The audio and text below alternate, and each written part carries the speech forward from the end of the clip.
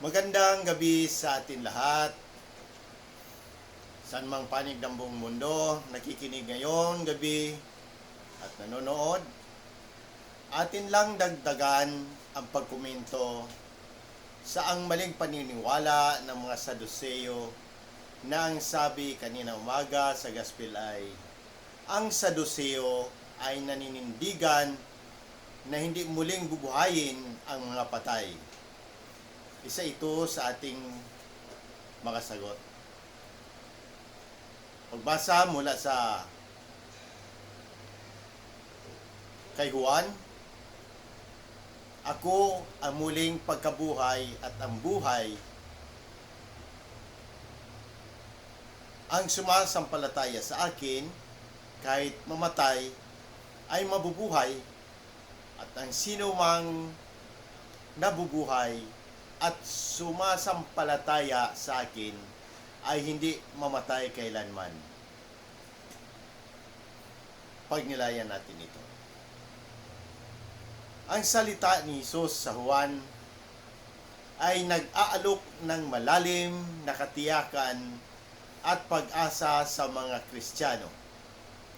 Si Jesus mismo ang muling pagkabuhay, at ang buhay at sa pamamagitan ng pananampalataya sa Kanya, mayroon tayong katiyakan na ang buhay ay walang hanggan. Ang pangakong ito ay nagbibigay ng lakas at tapang sa atin sa harap ng kamatayan at sa mga pagsubok sa buhay. Ang tatlong mahalagang punto. Una, pananampalataya kay Jesus.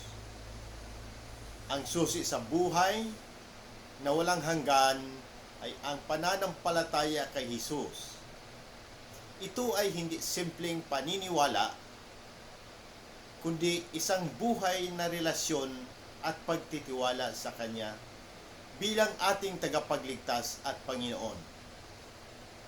Ang pananampalataya na ito ay nagbibigay sa atin ng katiyakan na kahit sa kamatayan, tayo ay may buhay na walang hanggan. Pangalawa, pag-asa sa harap ng kamatayan. Sa mga oras ng pagdadalamhati at pagkawala, ang mga salita ni Jesus ay nagdadala ng pag-asa. Ang kamatayan ay hindi ang katapusan, kundi isang pintuan patungo sa isang bagong buhay kasama ang Diyos. Ang pangako nito ay nagbibigay sa atin ng lakas upang harapin ang mga hamon ng buhay na may pag-asa at katatagan. Pangatlo, buhay na walang hanggan. Ang buhay na walang hanggan ay hindi lamang isang pangarap na darating sa hinaharap, kundi isang katotohanan na nagsisimula sa ating pananampalataya kay Jesus. Ngayon, ito ay isang buhay na puno ng kapayapaan, kagalakan at pag-ibig sa presensya ng Diyos.